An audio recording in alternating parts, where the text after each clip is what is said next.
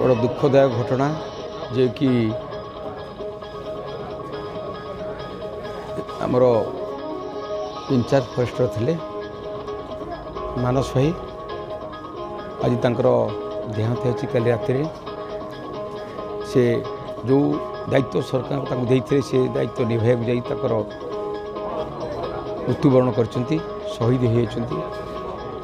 मु बेसी गर्व अनुभव करुच्ची मो निर्वाचन मंडल रे तांकर घर एवं बहुत आगु ये विभाग रे काम करी से पुरस्कृत होती एवं से परिवार मध्य ये विभाग रे समस्ते विगत दिन बापा भी काम करुले एवं आज भाई दुखदायक समय आमर विभाग मंत्री महोदय आसी पहुँचती आमर पड़ोशी विधायक हिंदोल परजंग एवं कलेक्टर एसपी मैं समस्ते पहुँचती एवं आज भली दिन में किभली भाव मृत्यु पर किभली भाव परिवार मु राज्य सरकार को अनुरोध करुच्ची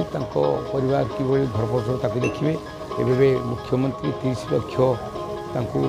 देवाई घोषणा कर सारी एवं मु अनुरोध करुच्ची आमर डीएफ कहतु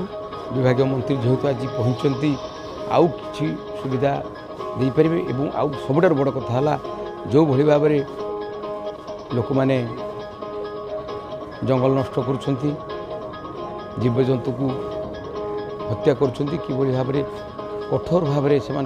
दंड दिगले ये समाज रहिबो परिस्थिति परिवेश रहिबो।